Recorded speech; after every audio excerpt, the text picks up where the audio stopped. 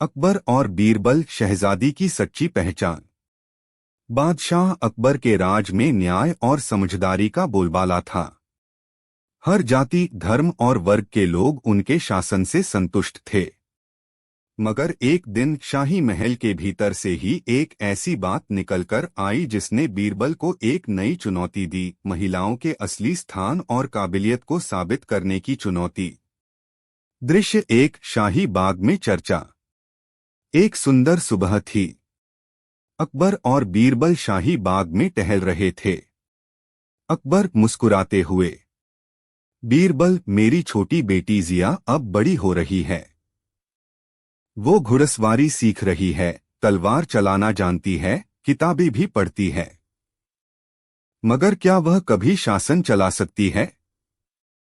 बीरबल, जहांपनाह, क्यों नहीं? बुद्धि, साहस और दया, इनसे ही तो राजा बनता है, चाहे वह पुरुष हो या स्त्री। अकबर थोड़ा गंभीर होकर, बीरबल, दरबार में कई लोग कहते हैं कि महिलाएं भावुक होती हैं, उन्हें निर्णय लेने की समझ नहीं होती। बीरबल, जहांपनाह, क्या मैं एक प्रयोग करने की अनुमति पा सकता हूं? अकबर, जरूर बीरबल, तुम्हारा प्रयोग ही सच्चाई सामने लाएगा। दृश्य दो, शहजादी जिया को चुनौती।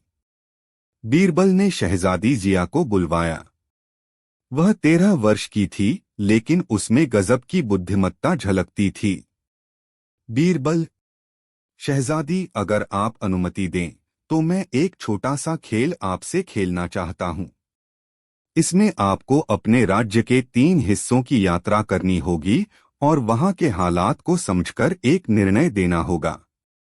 जिया आश्चर्यचकित होकर, मैं तैयार हूं बीरबल चाचा। बीरबल मुस्कुराकर, फिर कल सुबह यात्रा आरंभ होगी, गुप्त वेश में, जैसे एक आम लड़की। दृश्य 3, पहला गांव कुलदिया। जिया और बीरबल गांव कुलदिया पहुंचे। वहां खेतों में महिलाएं और पुरुष काम कर रहे थे। मगर जिया ने देखा कि महिलाएं पुरुषों से अधिक मेहनत कर रही थीं, फिर भी उन्हें मजदूरी कम मिलती थी। एक महिला ने कहा, बिटिया, हम दिन भर खेत में काम करते हैं, फिर भी हमारे हिस्से में सिर्फ आधा अनाज आता है। जिया ने नोट किया, यह अन्याय है। श्रम के अनुसार सभी को बराबरी मिलनी चाहिए। दृश्य 4, दूसरा गांव बनहेरा। यहां स्कूल था, पर सिर्फ लड़कों के लिए। एक छोटी लड़की बाहर खड़ी रो रही थी। जिया ने पूछा, तुम अंदर क्यों नहीं जा रही? लड़की बोली, मैं पढ़ना चाहती हूं, पर मास्टर जी कहते हैं कि लड़कियां घर का काम सीखें। जिया ने पूछा, अगर तुझे मौका मिले तो क्या बनेगी? लड़की, मैं हकीम बनना चाहती हूं ताकि मां की दवाई खुद बना सकूं। जिया ने फिर लिखा, शिक्षा पर सबका अधिकार है, लड़का या लड़की। दृश्य 5, तीसरा गांव रूपनगर। यहां महिलाएं हस्तकला का काम करती थीं, सुंदर कपड़े, कढ़ाई और चित्रकारी। लेकिन उनका सामान बाजार तक नहीं पहुंचता था। एक महिला ने कहा, हमारे बनाए हुए वस्त्र शहरों तक नहीं पहुंचते, इसलिए हमें बहुत कम पैसे मिलते हैं। जिया, क्या अगर तुम्हारा काम शाही बाजार तक पहुंचाया जाए तो तुम और बनाओगी? महिला, हाँ राजकुमारी, हम 100 गुना अच्छा बनाएंगे। जिया ने मुस्कुराकर लिखा, कला को सम्मान और बाजार दो, महिलाएं स्वावलंबी बनेंगी। दृश्य 6, दरबार में निर्णय का दिन। जिया ने तीनों गांव की यात्रा के अनुभव एक सुंदर पुस्तक में लिखकर अकबर को भेंट की। अकबर पुस्तक पढ़ते हुए, बीरबल, मेरी बेटी ने इतनी गहराई से समस्याएं समझीं और समाधान भी सुझाए। बीरबल, जहांपनाह, ये वही जिया है जिसे कुछ लोग भावुक और निर्णय में कमजोर कहते हैं। अकबर भावुक होकर, आज मुझे यकीन हो गया कि बेटियां भी राजकाज में भागीदारी कर सकती हैं। जो सोचते हैं कि महिलाएं कमतर हैं, वे खुद की सोच की कैद में हैं। दृश्य 7 ऐतिहासिक निर्णय। अकबर ने तत्काल आदेश जारी किया। हर गांव में लड़कियों के लिए स्कूल खुलेगा। महिलाओं की कला को राजकीय सहायता से बाजारों में पहुंचाया जाएगा। मजदूरी पुरुषों और महिलाओं की समान होगी। फिर उन्होंने शहजादी जिया को राज्य सलाहकार परिषद की सबसे युवा सदस्य घोषित किया। उपसंहार। इस घटना के बाद पूरे राज्य में बेटियों को पढ़ाने और उन्हें स्वतंत्र सोचने की प्रेरणा मिली। हर दरबार में अब एक महिला प्रतिनिधि को भी बैठाया गया। बीरबल ने मुस्कुराकर कहा, जहां नारी का मान होता है वहां राज भी बलवान होता है। शिक्षा। इस कहानी से हमें यह सीखने को मिलता है कि महिलाओं की बुद्धिमत्ता, संवेदनशीलता और नेतृत्व क्षमता किसी से कम नहीं। उन्हें बस अवसर और विश्वास की जरूरत होती है, और जब वो मिल जाए तो अकबर और बीरबल, सच्चाई की परछाई। प्रस्तावना। एक बार की बात है जब मुगल सम्राट अकबर के दरबार में एक अजीब मामला सामने आया। यह मामला न केवल चौंकाने वाला था बल्कि इतना पेचीदा था कि दरबार के बड़े बड़े मंत्री भी इसका हल नहीं ढूंढ सके। ऐसे समय में हमेशा की तरह बीरबल को ही बुलाया गया। प्रसंग, चुराई गई छाया। गर्मियों की एक सुबह दरबार में एक बूढ़ा किसान भागता हुआ आया और रोते रोते बोला, जहांपनाह, मेरी छाया चोरी हो गई है। अकबर पहले तो हंसे, लेकिन किसान की गंभीरता देखकर उन्होंने पूछा, छाया? कोई कैसे छाया चुरा सकता है? किसान बोला, हुजूर, मैं रोज सूरज उगने से पहले अपने खेतों की ओर जाता हूँ। लेकिन कल से जब मैं खड़ा होता हूँ मेरी छाया जमीन पर नहीं गिरती। लगता है किसी ने कोई जादू करके मेरी छाया चुरा ली है। दरबार में हलचल मच गई। कुछ दरबारी इसे पागलपन कहने लगे तो कुछ इसे अंधविश्वास। लेकिन अकबर को इसमें कुछ गहराई महसूस हुई। उन्होंने बीरबल को बुलवाया। बीरबल की जांच शुरू होती है। बीरबल ने किसान से कई सवाल किए, उसका खेत कहाँ है, उसके आसपास कौन रहता है, और सबसे जरूरी, छाया आखिर कब से नहीं दिख रही। किसान बोला, परसों रात गांव में एक अजनबी आया था। वो कुछ अजीब चीजें बेच रहा था, जैसे जादुई शीशा, हवा में उड़ती लकड़ी और सोने की छड़ी। उसी रात के बाद से मेरी छाया गायब है। बीरबल को शक हुआ कि यह कोई ठग हो सकता है जो अंधविश्वास का फायदा उठाकर कुछ छिपा रहा है। साजिश का खुलासा। बीरबल किसान के गांव गया। वहां उसने देखा कि पास के तालाब के किनारे एक लंबी बांस की बल्लियों पर कपड़े टांगे गए हैं। जब सूरज उगता है तो इन कपड़ों की परछाई किसान के खेत में आती थी, लेकिन अब वो हट चुकी थीं। बीरबल ने देखा कि किसान के खेत के पास एक बड़ी लोहे की छतरी लगाई गई थी जो किसी रईस जमींदार के आदेश पर वहां रखी गई थी। उसी के कारण सूरज की रोशनी सीधे खेत पर नहीं पड़ रही थी और छाया भी नहीं बन रही थी। असल में वो जमींदार किसान की जमीन हथियाना चाहता था और इस छाया चोरी के अंधविश्वास का फायदा उठाकर किसान को डरा रहा था। दरबार में सच्चाई का पर्दाफाश। बीरबल ने अकबर के दरबार में सबको बुलवाया, किसान को, जमींदार को और गांव वालों को। फिर उसने एक प्रयोग किया। जब जमींदार को खड़ा किया गया उसी जगह, तो उसकी भी छाया नहीं दिखी। बीरबल बोला, जहांपनाह, छाया कोई चुरा नहीं सकता। यह प्रकृति का नियम है। लेकिन जब कोई जानबूझकर रोशनी को रोक देता है तब छाया भी नहीं बनती। यही साजिश इस किसान के साथ हुई है। अकबर ने क्रोधित होकर जमींदार को सजा दी और किसान को उसकी जमीन लौटाई। उपसंहार। किसान ने रोते हुए बीरबल के पैर छुए और बोला, आपने मेरी इज्जत और मेरा आत्मविश्वास दोनों लौटा दिए। बीरबल मुस्कराए और बोले, छाया हमेशा हमारे साथ रहती है, बस हमें उसे देखने के लिए सही रोशनी चाहिए। सीख। इस कहानी से यह सीख मिलती है कि सच्चाई चाहे कितनी भी छिपी क्यों न हो, अगर नजर साफ हो तो परछाई भी साफ दिखती है। अकबर और बीरबल खोए हुए शब्दों की खोज। भाग एक अजीब मामला।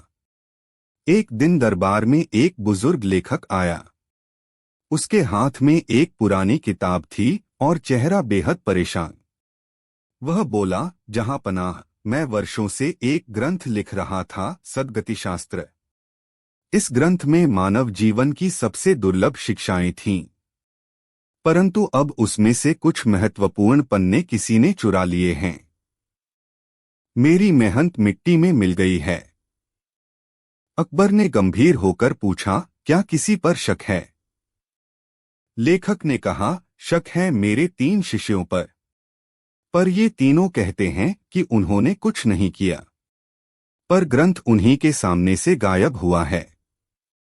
अकबर ने बीरबल से कहा, बीरबल, अब यह तुम्हारा काम है। इस रहस्य को सुलझाओ और जिसने भी यह विश्वासघात किया है उसे ढूंढ निकालो।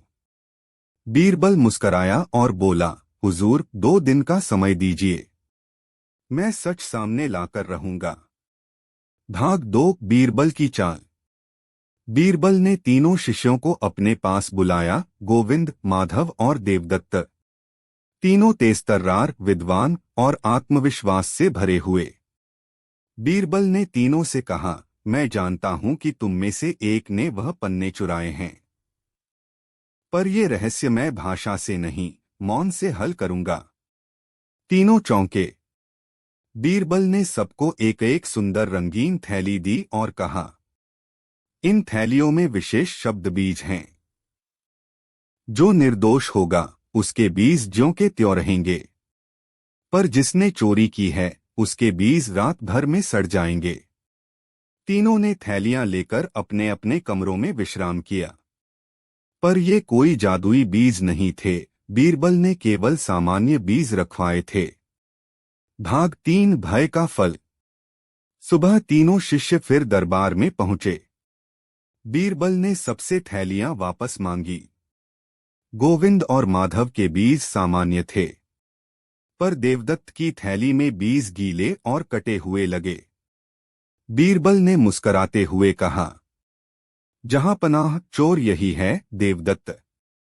देवदत्त चिल्लाया, नहीं, आप मुझे फंसा रहे हैं। बीरबल बोला, देवदत्त, बीज सड़ने का डर तुम्हें खा गया। रात को तुमने थैली खोलकर उनमें पानी डाल दिया और थोड़े काट भी दिए ताकि वे जल्दी खराब दिखें, यह सोचकर कि अगर सड़ जाएंगे तो तुम निर्दोष साबित हो जाओगे। पर तुम नहीं जानते थे, बीज तो सामान्य ही थे। तुमने खुद को ही फंसा लिया। देवदत्त लज्जित होकर झुक गया और बोला, मुझे क्षमा करें। मैं ग्रंथ की कुछ शिक्षाएं चुराकर खुद लेखक बनना चाहता था। भाग 4 सत्य की पुनर्प्राप्ति। अकबर ने कहा, तुमने विद्या का अपमान किया है, तुम्हें उचित दंड मिलेगा। देवदत्त से सारे चुराए गए पृष्ठ वापस लिए गए और लेखक को लौटाए गए। लेखक की आंखों में आंसू थे। बीरबल ने कहा, जिस ज्ञान को आपने बरसों साधा उसे कोई चुरा नहीं सकता। सत्य और श्रम की रक्षा सदैव होती है। अकबर ने बीरबल से प्रसन्न होकर कहा, बीरबल, तुम्हारी चतुराई शब्दों से नहीं, समझ से बोलती है। सीख। जो सत्य और ज्ञान के मार्ग पर चलते हैं उन्हें कभी डरने की आवश्यकता नहीं होती, लेकिन जो झूठ के सहारे आगे बढ़ते हैं वे खुद अपनी ही जाल में फंस जाते हैं। अकबर और बीरबल, ईमानदार किसान का इनाम। एक बार की बात है, मुगल सम्राट अकबर अपने बगीचे की सैर कर रहे थे। रास्ते में उन्होंने देखा कि एक बूढ़ा किसान महल के बाहर बैठा है। उसके कपड़े मैले थे, चेहरा थका हुआ, पर आंखों में ईमानदारी की चमक थी। अकबर ने रुककर उससे पूछा, कहो बाबा, क्या बात है? किस लिए दरबार आए हो? किसान ने झुककर सलाम किया और कहा, हुजूर, मेरा नाम गोविंद है। मैं पास के गांव में खेत जोतता हूँ। मेरी जिंदगी मेरी गाय और मेरी मेहनत से चलती है। कल कुछ ऐसा हुआ कि मुझे यहाँ आना पड़ा। अकबर ने हाथ से इशारा किया, बताओ क्या हुआ? गोविंद ने कहा, कल मैं खेत जोत रहा था। तभी हल की मूठ टूट गई। मैं पास के तालाब पर गया और वहीं बैठ गया। तभी मैंने देखा कि तालाब में कुछ चमक रहा है। मैंने एक लकड़ी से उसे बाहर निकाला तो देखा एक थैली है जिसमें सोने के सिक्के हैं। सोने के सिक्के? अकबर चौंक गए। गोविंद ने सिर झुकाते हुए कहा, जी हाँ, लेकिन वह धन मेरा नहीं था। मैं सीधे गांव के काजी साहब के पास गया। उन्होंने कहा कि मुझे दरबार लाकर ये सिक्के पेश करने चाहिए, इसलिए मैं यह थैली लेकर आपके पास आया हूं।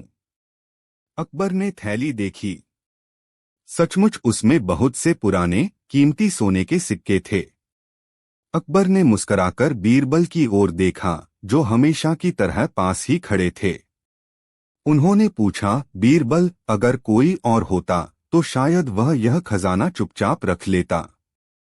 बताओ, इस किसान की ईमानदारी का क्या इनाम होना चाहिए? बीरबल मुस्कराए और बोले, जहांपनाह, यह किसान वही कर रहा है जो सही है। लेकिन आजकल दुनिया में ईमानदारी दुर्लभ है।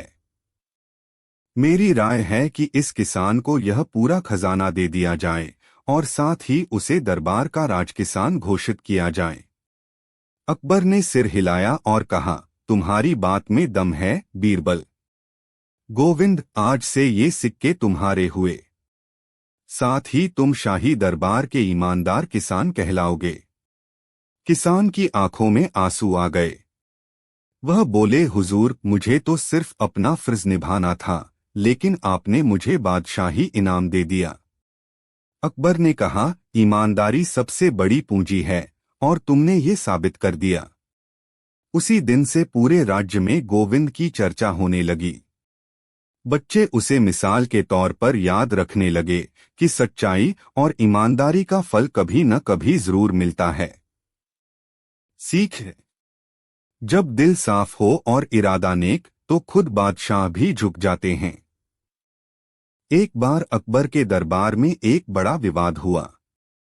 एक व्यापारी ने दावा किया कि उसके पास एक ऐसा चमकीला पत्थर है जो रात में भी दिन की तरह रोशनी करता है।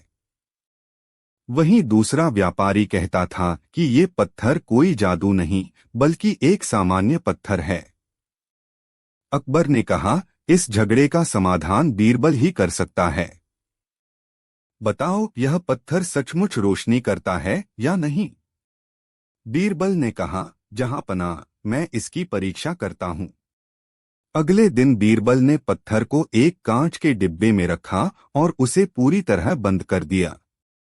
फिर वह दरबार में कहने लगे, अब मैं रात को देखना चाहता हूं कि पत्थर रोशनी करता है या नहीं। रात को जब सब लोग दरबार में आए तो बीरबल ने डिब्बा खोला। पत्थर बिल्कुल अंधेरा था। फिर बीरबल ने मुस्कराते हुए कहा, जहांपनाह, यह पत्थर दिन में चमकता है लेकिन रात में नहीं। इसका मतलब यह है कि यह चमकीला है लेकिन खुद रोशनी नहीं करता। यह सूरज की रोशनी से चमकता है और बिना सूरज के अंधेरा ही रहता है। अकबर ने हंसते हुए कहा, बीरबल, तुमने झूठ और सच्चाई की असली परीक्षा कर दी। कोई भी चीज अपने बिना कारण की महिमा नहीं कर सकती। सीख: किसी भी बात को असली साबित करने के लिए उसका सही परीक्षण जरूरी है, नहीं तो झूठ भी सच लगने लगता है। अकबर और बीरबल, अदृश्य शैतान की रहस्यमयी कहानी। एक शाम जब बादशाह अकबर अपने बाग में चहलकदमी कर रहे थे, तभी महल के दरवाजे पर तेज दौड़ती घोड़ागाड़ी की आवाज गूंजी। उसमें से उतरकर आया किले के उत्तर दिशा में बसे गांव नवगांव का प्रधान। उसके चेहरे पर डर और घबराहट साफ झलक रही थी। जहां पनाह, उसने कांपती आवाज में कहा, हमारे गांव में एक अदृश्य शैतान आ गया है।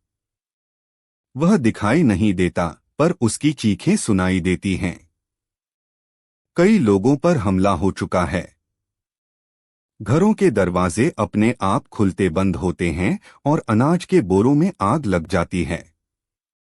अकबर ने थोड़ी देर सोचा और तुरंत बीरबल को बुलवाया। बीरबल की जांच शुरू।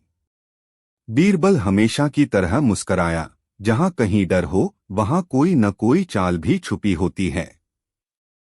अगले ही दिन वह नवगांव पहुंचा। गांव के चारों ओर डर का माहौल था।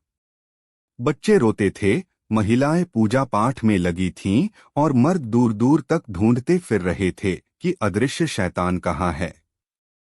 रात को बीरबल ने खुद एक पुरानी हवेली में डेरा डाला, वही हवेली जहां से पहली बार चीखें सुनाई दी थीं। रहस्य, अदृश्य शैतान की चाल। आधी रात बीत चुकी थी। हवेली में सन्नाटा था। तभी हवा एकाएक तेज चलने लगी, खिड़कियां अपने आप बंद होने लगीं और अचानक हवा में एक डरावनी चीख गूंजी। बीरबल ने ध्यान दिया, वह आवाज असली नहीं लग रही थी।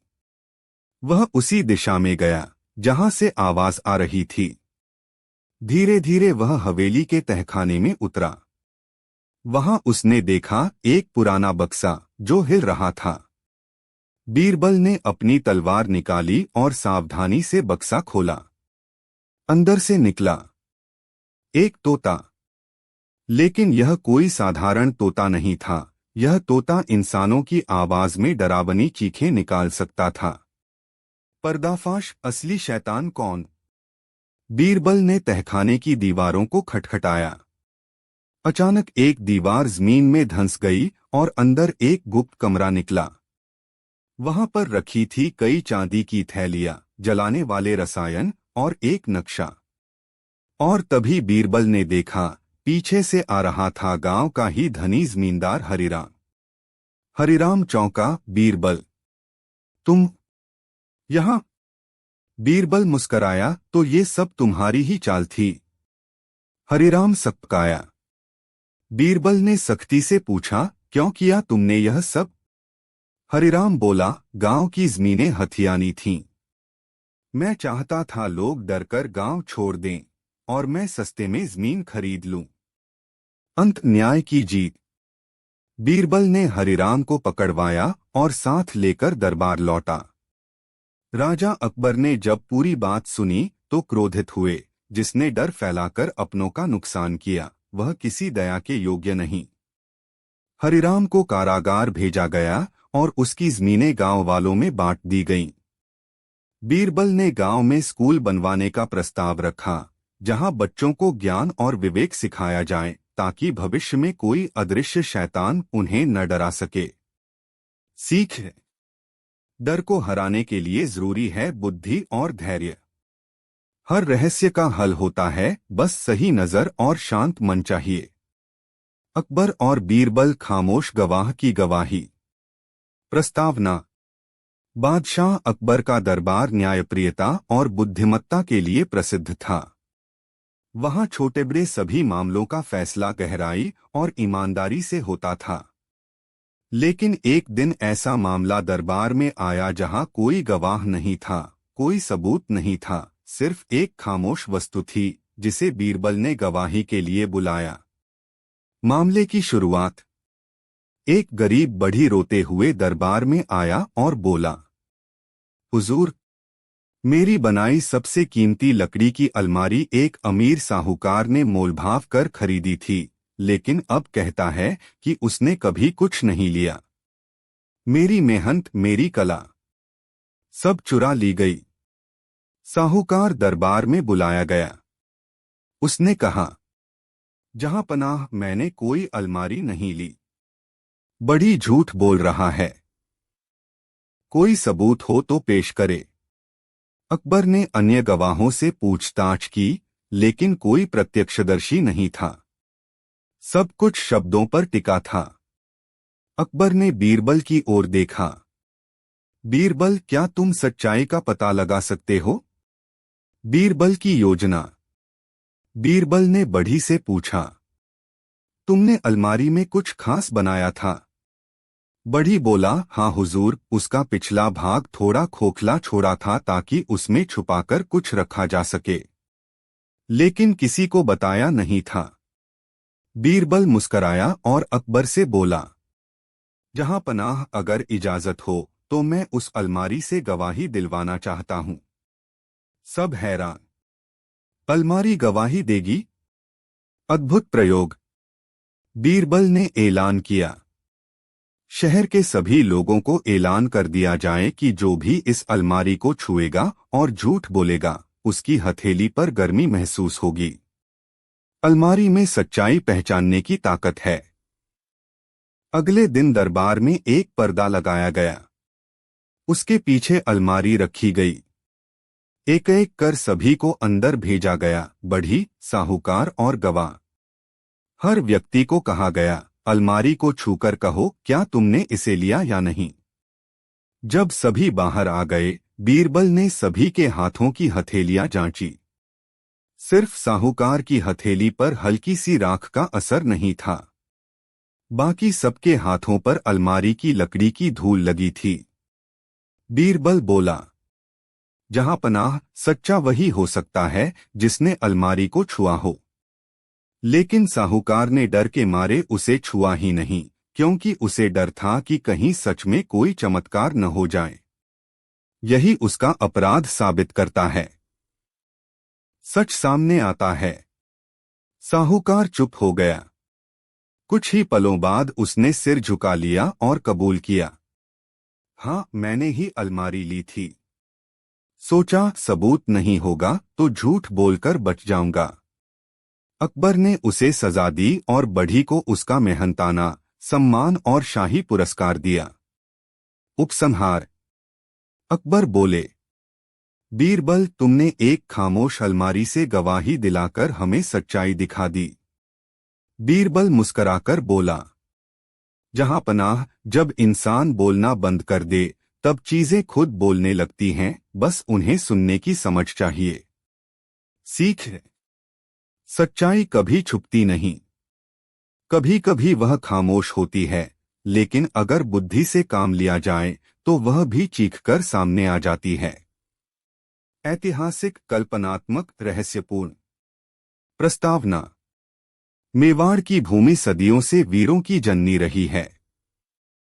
राणा सांगा, जिन्हें इतिहास राजपूत शेर के नाम से जानता है, अपने शौर्य, आत्मसम्मान और दृढ़ संकल्प के लिए प्रसिद्ध थे।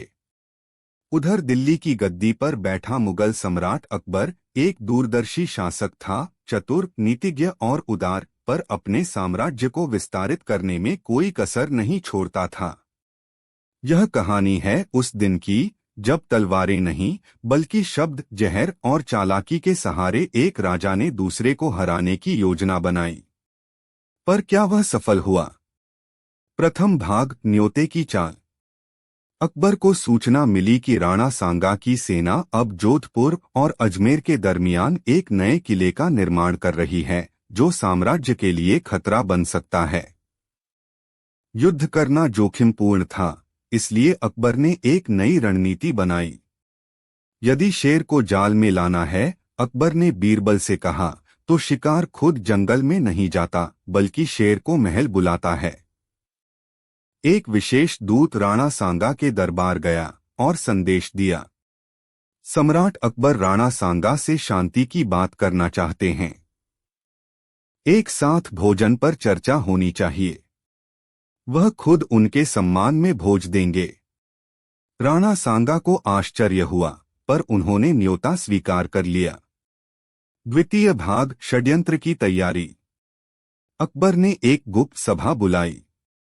बीरबल, अबुल फजल और कुछ विश्वस्त दरबारी उपस्थित थे। बीरबल ने एक युक्ति सुझाई, यदि राणा सांगा को युद्ध में हराना मुश्किल है तो हमें उनकी शक्ति को भीतर से तोड़ना होगा।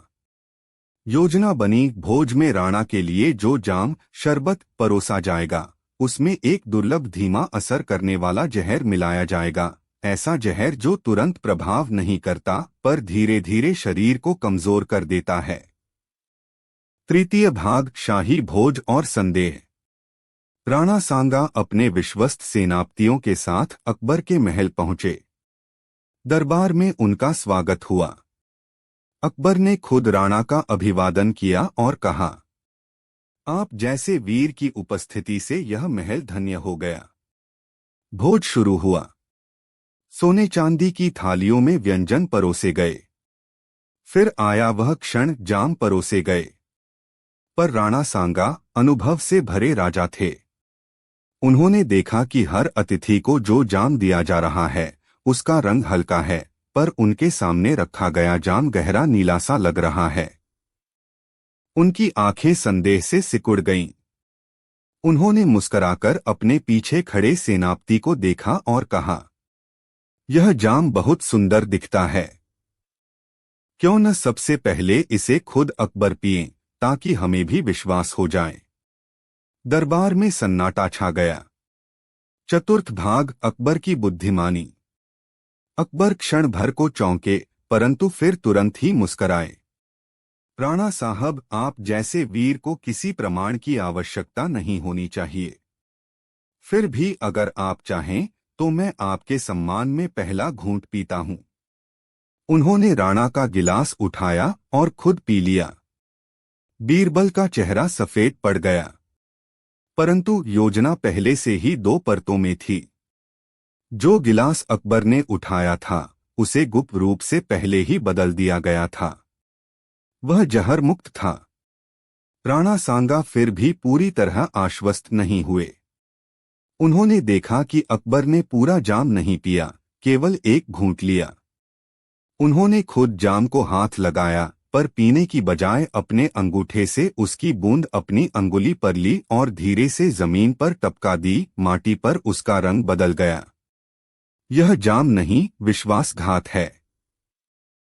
उन्होंने गरज कर कहा। पंचम भाग, तलवारें बाहर। राणा सांगा उठे। महल में हड़कंप मच गया। सेनापति झाला और अन्य राजपूत योद्धाओं ने अपनी तलवारें निकाल लीं। अकबर ने हाथ उठाकर उन्हें रोका और कहा, अगर मैं आपको मारना चाहता तो आपके आने से पहले ही ऐसा हो सकता था। पर शायद हमें दोनों को ही एक दूसरे की शक्ति पर अधिक भरोसा करना चाहिए। बीच बचाव में बीरबल ने तुरंत बात संभाली। यह एक दुर्भाग्यपूर्ण भ्रम है। शायद रंगों का अंतर किसी हर्बल मिश्रण के कारण था। हम इसकी पूरी जांच करवाएंगे। राणा सांगा की आंखें बीरबल पर टिकी थीं, लेकिन वे जान चुके थे कि आज की लड़ाई तलवारों से नहीं, नीति और धूर्तता से लड़ी गई। षष्ठम भाग, सम्मान या धोखा। राणा सांगा बिना कुछ खाए, बिना कुछ बोले महल से लौट गए। उनके जाते ही अकबर ने बीरबल से कहा, हमने राणा को तो नहीं हराया, पर आज हमने देखा कि सम्मान की भी एक तलवार होती है जो बिना धार के भी गहरा वार कर जाती है। बीरबल ने धीमे स्वर में उत्तर दिया, शायद यह बेहतर होता कि हम उसे जीतते, ना कि उन्हें परखते। उपसंहार। समय बीता। राणा सांगा ने अपने राज्य की सीमाएं और मजबूत कीं। अकबर ने फिर कभी उनके खिलाफ कोई प्रत्यक्ष अभियान नहीं चलाया। इतिहास में उस भोज की घटना दर्ज नहीं हुई, पर मेवाड़ के लोकगीतों में आज भी एक पंक्ति गाई जाती है।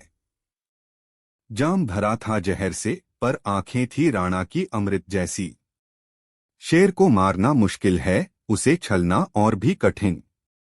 अकबर और राणा सांगा, 2 महायोद्धाओं की टक्कर। मुगल सम्राट अकबर की सत्ता तेजी से भारतवर्ष में फैल रही थी। उनकी सेनाएं एक के बाद एक रजवाड़ों को अपने अधीन कर रही थीं। दूसरी ओर राजस्थान की धरती पर एक अपराजेय योद्धा के रूप में राणा सांगा का नाम सूर्य की भांति चमक रहा था। हालांकि इतिहास में ये दोनों एक दूसरे के समकालीन नहीं थे, परंतु कल्पनाओं की भूमि में जब इतिहास के 2 शेर आमने सामने आए तो क्या हुआ, यह कहानी उसी संधि की है। प्रथम भाग, टकराव की आहट। सम्राट अकबर दिल्ली के सिंहासन पर आसीन होने के बाद राजस्थान की ओर बढ़ रहे थे। उनका उद्देश्य था राजपूताना को अपने अधीन लाना। अधिकांश राजाओं ने मित्रता का हाथ बढ़ाया, परंतु मेवाड़ के राणा सांगा ने स्पष्ट शब्दों में यह कह दिया, मेवाड़ की धरती कभी गुलाम नहीं रही और नहीं रहेगी। तलवारों से बात होगी अगर कोई हमारी आजादी छीनने आए। अकबर ने अपने दरबार में इस घोषणा को सुना। बीरबल, तोडरमल और राजा मान सिंह की उपस्थिति में अकबर ने गंभीरता से उत्तर दिया, राणा सांगा एक वीर हैं, पर साम्राज्य की नीति वीरता नहीं, चतुराई से चलती है। युद्ध तो होगा, पर उस युद्ध में जीत केवल तलवारों की नहीं, बुद्धि की भी होगी। द्वितीय भाग, युद्ध की तैयारी। राणा सांगा ने अपनी विशाल सेना को तैयार किया। उनके सेनापति झाला, देवड़ा, सिसोदिया और भील सेनाओं के प्रमुख घुड़सवारों को लेकर रणभूमि की ओर बढ़े। उधर अकबर ने मान सिंह को सेनापति नियुक्त किया। बीरबल को कूटनीति की जिम्मेदारी दी गई, जो कि मेवाड़ के कुछ विद्रोही राजाओं से गुप्त समझौते कर रहे थे। मेड़ता के पास एक मैदान को रणभूमि के लिए चुना गया। सेनाएं तैयार थीं। दोनों ओर रणभेरियां बस उठीं। तृतीय भाग, रणभूमि में दो सूरज। युद्ध आरंभ हुआ। राणा सांगा अपनी तलवार से दुश्मनों की पंक्तियां चीरते चले गए। उनका घोड़ा बिजल मेघों की भांति गरजता और दुश्मनों के हृदय कंपा देता। अकबर ने युद्ध में तो भाग नहीं लिया, पर ऊंचे किले से रण की दिशा देख रहे थे। उन्होंने मान सिंह से कहा, यदि राणा सांगा को रोका नहीं गया तो हमारी सेनाएं पीछे हट जाएंगी। बीरबल, क्या कोई उपाय है? बीरबल ने मुस्कराकर कहा, जहां बल न चले वहां मस्तिष्क काम आता है। राणा सांगा की सेना में जो भील और स्वतंत्र सेनाएं हैं, वो केवल राणा की प्रतिष्ठा के कारण लड़ रही हैं। यदि हम उनकी भावनाओं को भड़काए तो युद्ध भीतर से टूट जाएगा। चतुर्थ भाग, चतुराई बनाम वीरता। बीरबल ने रात्रि में गुप्तचर भेजे। उन्होंने भील नेताओं के पास संदेश भिजवाया, मुगल सेना तुमसे नहीं लड़ना चाहती। यदि तुम युद्ध से हटो तो तुम्हारे इलाकों को स्वतंत्रता दी जाएगी। कुछ भील सेनाएं भ्रमित हो गईं। अगली सुबह उनका मनोबल गिरा।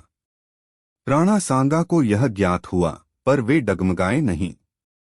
उन्होंने घोषणा की, जो डरते हैं वे युद्ध भूमि न आएं, पर जो मेरे साथ हैं वे अंत तक लड़े। पंचम भाग, युद्ध का चरमोत्कर्ष। राणा सांगा खुद सेना की अग्रिम पंक्ति में आ गए।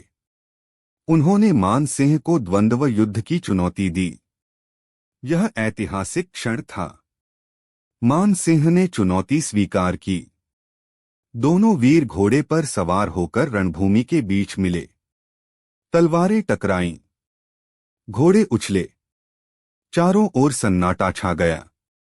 कई बार तलवारें टकराईं। अंततः राणा सांगा की तलवार मान सिंह की ढाल तोड़ने में सफल रही, पर उसी समय एक तीर उनकी भुजा में आकर लगा। वह तीर बीरबल के गुप्त धनुर्धर द्वारा छुपकर चलाया गया था। मान सिंह ने राणा सांगा को गिरते हुए देखा। उन्होंने उन्हें मारने का प्रयास नहीं किया। इसके बजाय उन्होंने कहा, आप वीर हैं राणा, पर युद्ध का परिणाम अब मुगल नीति तय करेगी। षष्ठम भाग, पराजय या विजय। राणा सांगा को बंदी बनाकर अकबर के समक्ष लाया गया। अकबर ने उनकी बहादुरी की सराहना करते हुए कहा, इतिहास तुम्हारे साहस को याद रखेगा। मैं तुम्हें वश में नहीं करना चाहता, अपितु तुम्हारी वीरता का सम्मान करना चाहता हूं। राणा ने उत्तर दिया, एक राजा केवल तब तक राजा होता है जब तक उसकी तलवार जीवित रहती है। मेरे लिए यह हार नहीं, एक विराम है। अकबर ने उन्हें सम्मानपूर्वक मेवाड़ लौटाया, यह कहते हुए, साम्राज्य स्थापित करना आसान है, पर वीरों को सम्मान देना ही राजा की असली पहचान है। उपसंहार। यह युद्ध कोई एक की हार या जीत का प्रतीक नहीं था। यह दो महान परंपराओं, मुगल रणनीति और राजपूताना वीरता का संगम था। इतिहास भले ही इस युद्ध का साक्षी न रहा हो, पर कल्पनाओं में यह कहानी सदियों तक जीवित रहेगी, जहां अकबर की चतुराई और राणा सांगा की वीरता दोनों को उचित